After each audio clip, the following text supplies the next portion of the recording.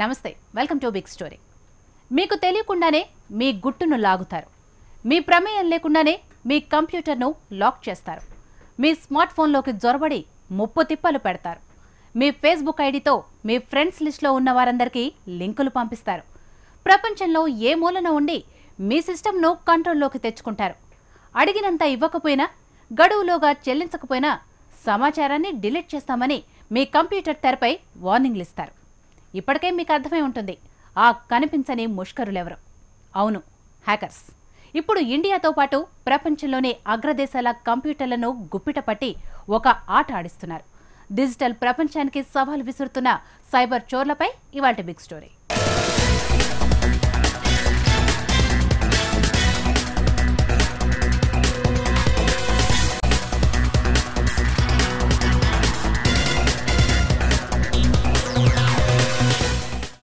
Hacking ప్రపంచాన్ని shaking చేస్తున్న పదం ఇది. కంటికి కనబడని దొంగలతో అగ్రరాజ్యాలు కూడా వణికిపోతున్నాయి. ఆసుపత్రుల్లో పేషెంట్ల డేటా మిస్ అయి డాక్టర్లు తలలు పట్టుకుంటున్నారు. అకౌంట్ల హ్యాకింగ్తో బ్యాంకులు బేజారెత్తిపోతున్నాయి. పవర్ఫుల్ ఫైర్ వాల్స్ ఉన్న సాఫ్ట్వేర్ కంపెనీలు చేతులెత్తేస్తున్నాయి. కంప్యూటర్లలో చొరబడిన దొంగలు డబ్బులిస్తావా, డేటా డిలీట్ చేయమంటావా అని బెదిరిస్తున్నాయి. ప్రపంచవ్యాప్తంగా అతిపెద్ద హ్యాకింగ్ అటాక్.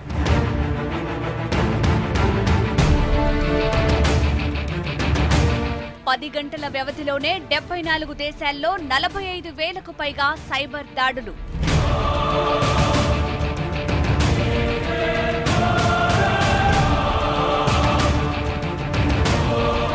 స్తంభించిన బ్రిటన్ ఆసుపత్రి ఐటీ వ్యవస్థ.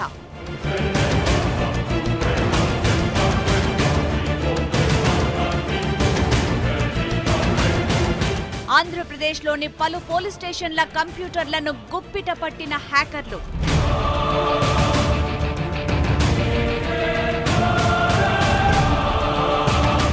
వానాక్రై ర్యాన్సమ్ వేర్ ను చొప్పించి భారీగా డబ్బులు డిమాండ్ చేస్తున్న సైబర్ నేరగాళ్లు.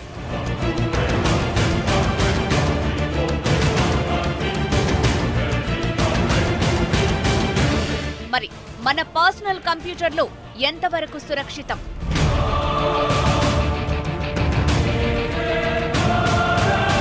స్మార్ట్ ఫోన్లు సేఫేనా? దారిన పోయే వారిని బెదిరించి సర్వం దోచుకుంటారు బందిపోట్లు. రోడ్ల మీద వాహనాలు ఆపి డబ్బులు గుంజుతారు రౌడీలు. ఇంటికి కన్నం వేసి ఖజానా కొల్లగొడతారు దొంగలు. వీరంతా కంటికి కనిపిస్తారు, సమీపం నుంచే దాడి చేస్తారు.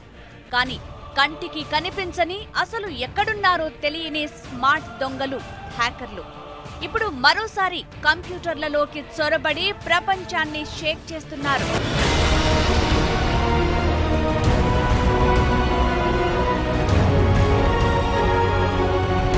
ప్రపంచ చరిత్రలోనే అతిపెద్ద సైబర్ దాడి ఇది. ఉన్నట్టుండి వేల సంఖ్యలో కంప్యూటర్లు హ్యాకింగ్ కు గురయ్యాయి. దీంతో అత్యవసర సేవలు సైతం స్తంభించిన పరిస్థితి. భారత్ సహా 74 దేశాల్లో ఒకే రోజు సైబర్ నేరగాళ్లు 45,000 హ్యాకింగ్లకు పాల్పడ్డారు. రష్యా రాజధాని మాస్కోలోని సైబర్ సెక్యూరిటీ సంస్థ Casper Skylab hacking shocking news ను వెల్లడించింది.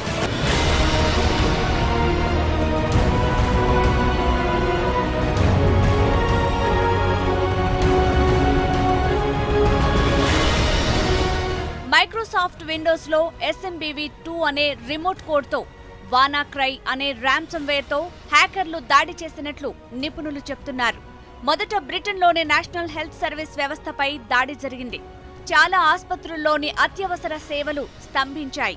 ఆ తర్వాత Philippines, Turkey, Vietnam, Japan, America, China, Spain, Italy, Taiwan, రష్యాల్లోనూ సైబర్ దాడులు జరిగాయి. అన్ని దేశాల్లోనూ ఇదే ర్యాన్సమ్ వేర్ తో హ్యాక్ చేసినట్లు తెలిసింది. కంప్యూటర్లను అన్లాక్ చేయాలంటే $300 ఇవ్వాలన్న సందేశం తెరపై కనిపించిందని న్యూయార్క్ టైమ్స్ తెలిపింది.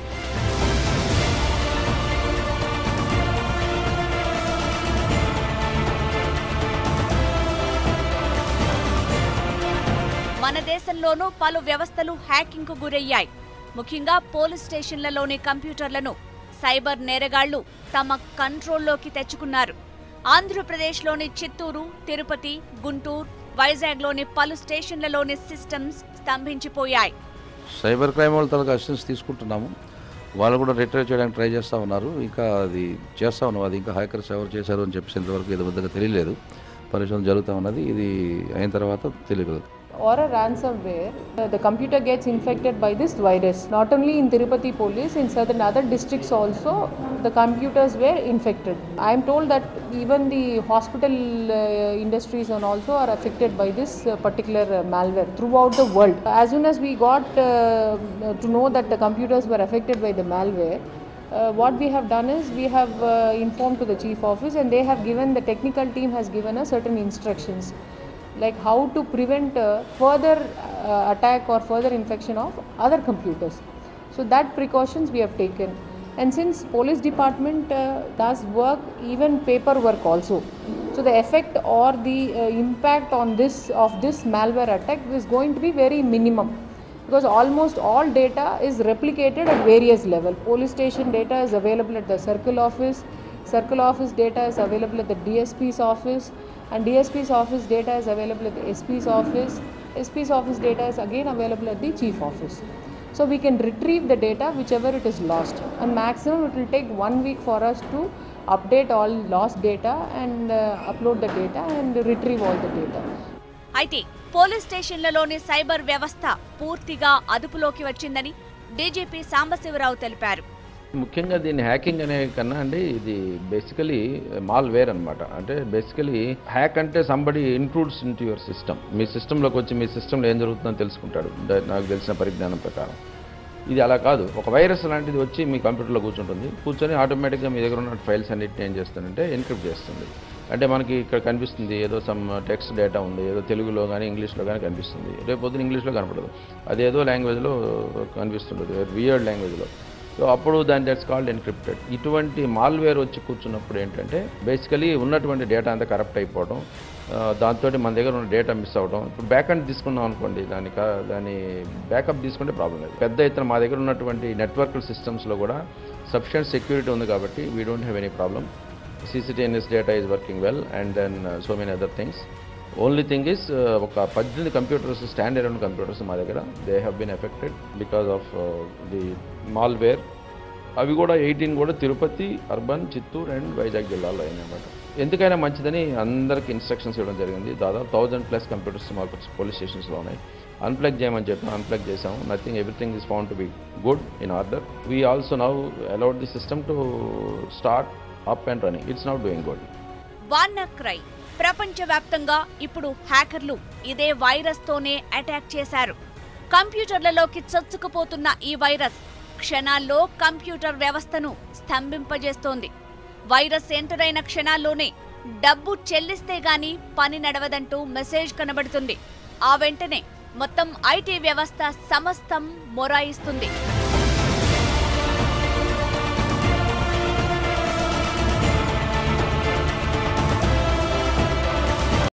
ఎవరికీ అర్థం కాని పాస్వర్డ్లు ఈమెయిల్కు పెట్టుకున్నామని మురిసిపోకండి.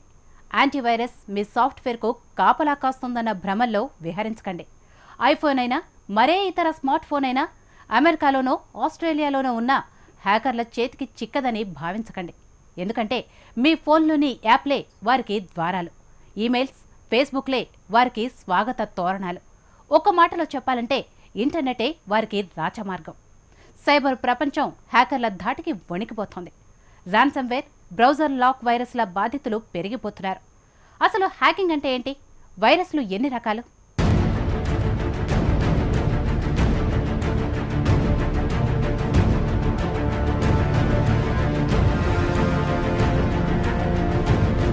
హ్యాకింగ్ అన్నది సైబర్ ప్రపంచానికి కొత్తగా వచ్చిన మొప్పేం కాదు.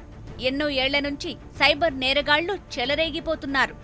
కంప్యూటర్ నాలెడ్జ్ ని ఆశాంతం ఒడిసిపట్టి సాఫ్ట్వేర్ ప్రోగ్రాంలను డెవలప్ చేసే ఎక్స్పర్ట్స్ సులువుగా డబ్బులు సంపాదించడానికి ఇలా వక్రమార్గం పడుతున్నారు.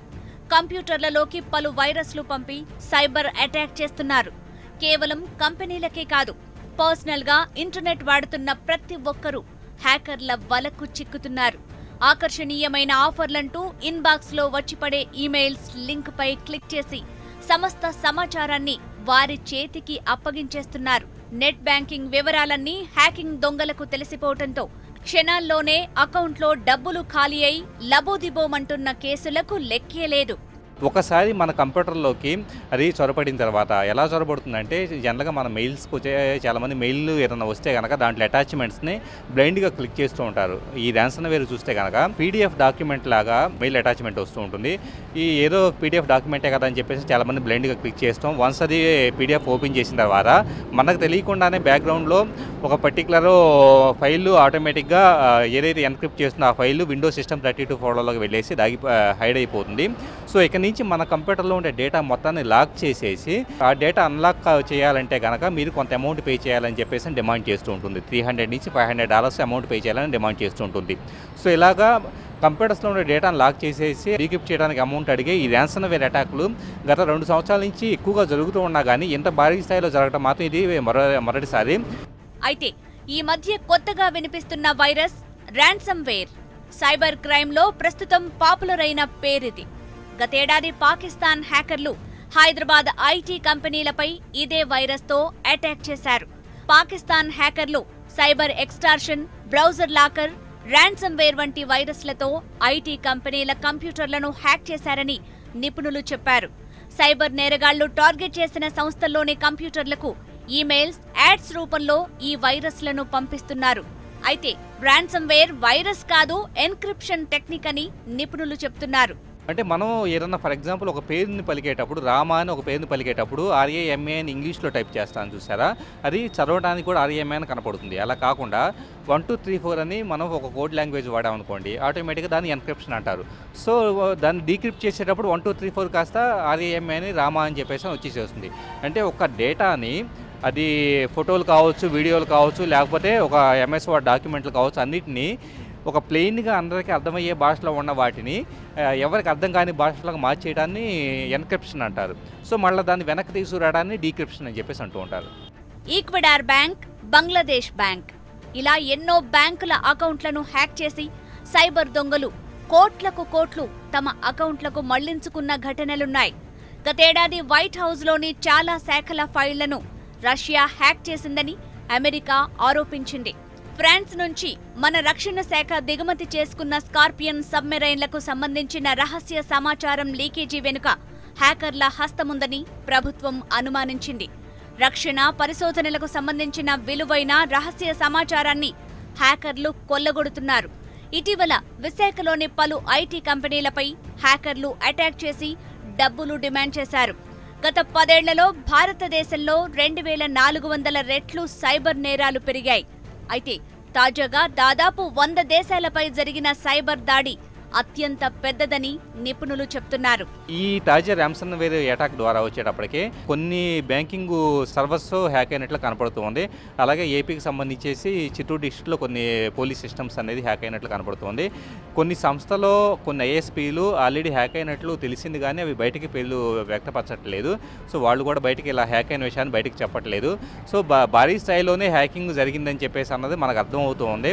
కానీ ఇంతకుముందు ఇండివిజువల్గా 1-2 సంస్థలకు సంబంధించి హ్యాకింగ్ జరగడం ఇలాంటివి ఇంతకుముందు జరిగి ఉన్నాయి. కానీ ఒక్కసారిగా నిన్న ఈ రోజు మొత్తం 24 గంటల వ్యవధిలో వచ్చేటప్పటికి చాలా వరకు మనకి ఇండియాలో కూడా సంస్థలో సర్వర్స్ హ్యాక్ అవడం మన నోటీస్కి వచ్చింది. హ్యాకర్ల బారిన పడిన పలు కంపెనీలు విలువైన అత్యవసరమైన డేటాను పోగొట్టుకోలేక money pack, vouchers, e money, bitcoin రూపాల్లో హ్యాకర్లు డిమాండ్ చేసిన సొమ్మును చెల్లించాల్సి వస్తోంది.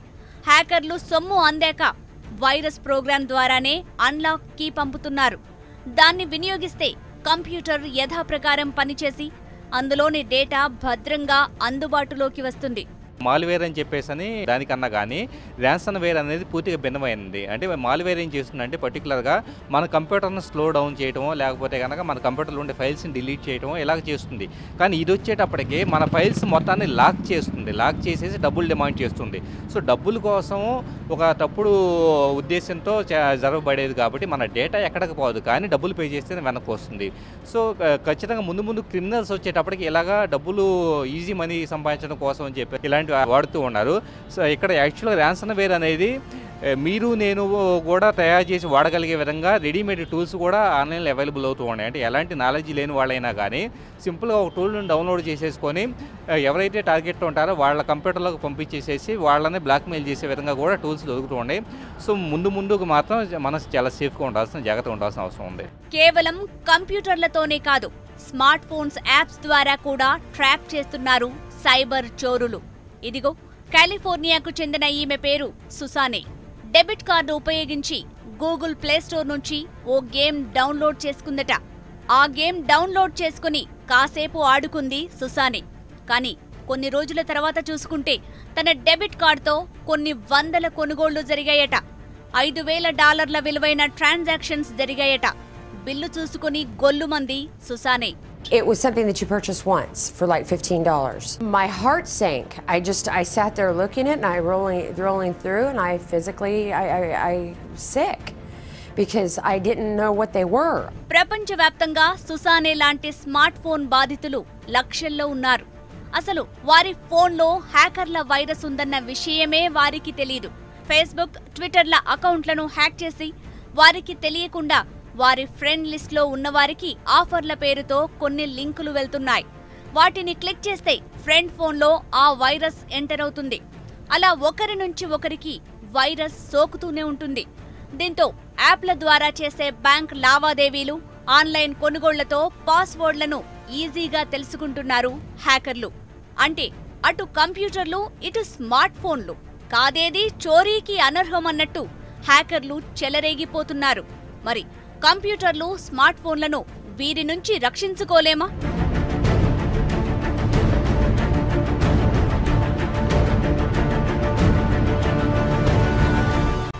డిజిటల్ వైపు అడుగులేస్తున్నాం, అంతా ఆన్లైన్ అంటున్నాం. మరి ఈ హ్యాకింగ్ కేటుగాళ్ల నుంచి ఎవరు రక్షిస్తారో డిస్కస్ చేద్దాం మరో చిన్న బ్రేక్ తర్వాత. అంతా ఆన్లైన్ అంటున్నాం, బ్యాంకింగ్ నుంచి షాపింగ్ వరకు సమస్తం డిజిటల్ అంటున్నాం. కానీ ఎక్కడో ఉండే హ్యాకర్ ఇక్కడి మన కంప్యూటర్ను, స్మార్ట్ ఫోన్ను హ్యాక్ చేస్తున్నాడు. డిజిటల్ ప్రపంచానికి సవాల్ విసురుతున్నాడు.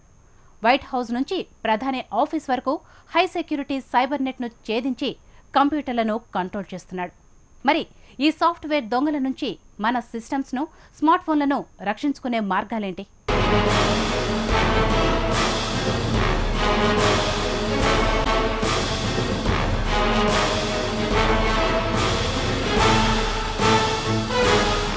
నిజానికి హ్యాకర్లను పట్టుకోవడం ప్రపంచవ్యాప్తంగా ఏ దేశం వల్ల కావటం లేదు.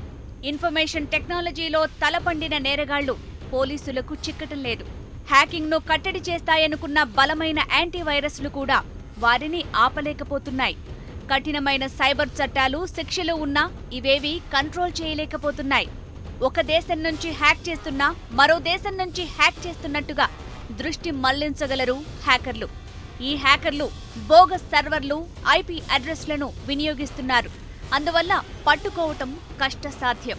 అయితే హ్యాకింగ్ను నియంత్రించడం సాధ్యం కాకపోయినా దేశాలు, కంపెనీలు పటిష్టమైన పద్ధతులు అనుసరిస్తే వాటిని కట్టడి చేసే ఛాన్స్ ఉంటుందని నిపుణులు చెబుతున్నారు. వీళ్ళు సైబర్ క్రిమినల్స్. ఎందుకు చేస్తారంటే ఇవన్నీ కూడా డబ్బుల కోసం. వాళ్ళే ఓపెన్గా చెప్తున్నారు, ఇంత డబ్బులు ఇస్తే మీ పర్టికులర్ ఫైల్ని మేము ఎన్క్రిప్ట్ ఎలా చేయాలో మేము చెప్తాము, దాన్ని బిట్ కాయిన్స్ రూపంలో పంపించండి అని అడుగుతున్నారు అనమాట. ఇది అంతర్జాతీయ సమస్య. అంతర్జాతీయ స్థాయిలో ఏ విధంగా అయితే మనకు భారత ప్రభుత్వ స్థాయిలో సెర్టిన్ ఉందో, ఈ సెర్టిన్ లాంటివి ప్రతి దేశానికి ఒక సెట్ ఉంటుంది. CERT, CERT, computer emergency response team అని ప్రపంచంగా ఉన్నటువంటి ప్రతి సెట్స్ అన్ని కూడా ఒక ఫెడరేషన్గా ఉన్నాయి అంతర్జాతీయంలో. వాళ్ళందరూ కలిసి చేయాల్సిన విషయం. ఎందుకంటే కంప్యూటర్ వైరస్, కంప్యూటర్ క్రైమ్ అనేటువంటి దానికి బౌండరీస్ లేవు. ప్రపంచంలో ఏ మూల చేయకైనా ప్రపంచం, విశ్వం అంతా కూడా అది వ్యాపిస్తుంటుంది. కాబట్టి అది అంతర్జాతీయ స్థాయిలో చర్చించి సాధించుకోవాల్సినటువంటి సమస్య. అపరిచిత ఐడీల నుంచి వచ్చే ఈమెయిల్స్, అనుమానాస్పద యాడ్స్కు దూరంగా ఉండాలి. ఫేస్బుక్, ట్విట్టర్లలో అనవసర లింకులపై క్లిక్ చేయకూడదు. కంప్యూటర్, స్మార్ట్ ఫోన్లలో పవర్ఫుల్ యాంటీవైరస్ ఇన్స్టాల్ చేసుకోవాలి. సాఫ్ట్వేర్ కంపెనీలు మంచి ఫైర్ వాల్స్ సెటప్ చేసుకోవాలి. బ్రౌజర్ లాకర్ కొన్ని యాంటీవైరస్లకు లొంగిన ర్యాన్సమ్ వేర్కు మాత్రం పరిష్కారం లేదని అంటున్నారు సైబర్ ఎక్స్పర్ట్స్. ప్రపంచవ్యాప్తంగా ఉండే వ్యక్తిగతమైన కంప్యూటర్లు అంటే మీరు నేను వాడే వ్యక్తిగతమైన కంప్యూటర్స్ తగ్గించి కొన్ని సంస్థలు వాడే కావచ్చు, ప్రభుత్వ విభాగాలు వాడే కావచ్చు, బ్యాంకింగ్ సిస్టమ్స్ వాడే కావచ్చు, సెక్యూరిటీ పరంగా సరైన జాగ్రత్తలు తీసుకోకపోతే కనుక డెఫినెట్గా ముందు ముందు మరింత ప్రమాదం పొంచి ఉండే అవకాశం కనపడుతుంది. సో డేటాని ఎప్పటికప్పుడు బ్యాకప్ తీసుకోవడం ముఖ్యంగా చేయాల్సి ఉంటుంది. ఎందుకంటే ఎలాంటి అవాంఛిత ప్రమాదాలు అప్పటికప్పుడు జరిగినప్పుడు డేటా బ్యాకప్ ఉంటే కనుక వెంటనే రీస్టోర్ చేసేసి మిగతా సర్వీసెస్, స్తంభించిపోయిన సర్వీసెస్ని వెనక్కి తెచ్చుకునే అవకాశం కనపడుతుంది. మన దేశంలో డిజిటలైజేషన్ పెరుగుతోంది. నోట్ల రద్దు తరువాత ప్రభుత్వాలు, బ్యాంకులు ఆన్లైన్కు ప్రాధాన్యమిస్తున్నాయి. జనం కూడా అలవాటు పడిపోతున్నారు. కానీ హ్యాకర్లు అటాక్ చేస్తుండడం జనంలో ఆందోళన కలిగిస్తోంది. పటిష్టమైన సెక్యూరిటీ వ్యవస్థ ఉందని బ్యాంకులు చెప్తున్నా సైబర్ భద్రతా వ్యవస్థ మరింత అభివృద్ధి చెందాల్సి ఉంది.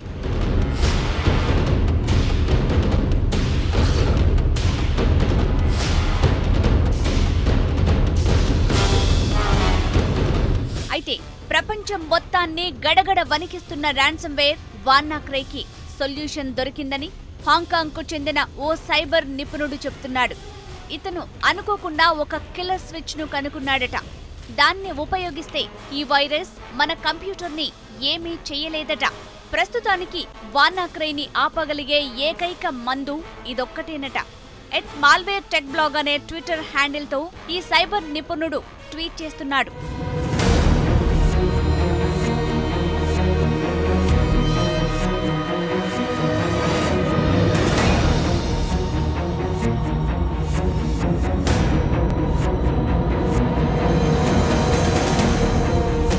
మొత్తానికి సైబర్ ప్రపంచంలో హ్యాకర్లు కొత్త వైరస్లతో పంజా విసురుతున్నారు. వీటిని కంట్రోల్ చేయటం దేశాలకు కత్తి మీద సాములా మారింది. అయితే దేశాల మధ్య సమన్వయం, ఒప్పందాలు, పవర్ఫుల్ ఫైర్ వాల్స్, నిఘాతో సైబర్ దొంగలను కట్టడి చేయొచ్చని ఐటీ ఎక్స్పర్ట్స్ అభిప్రాయపడుతున్నారు. Beware of computer and smart phone viruses.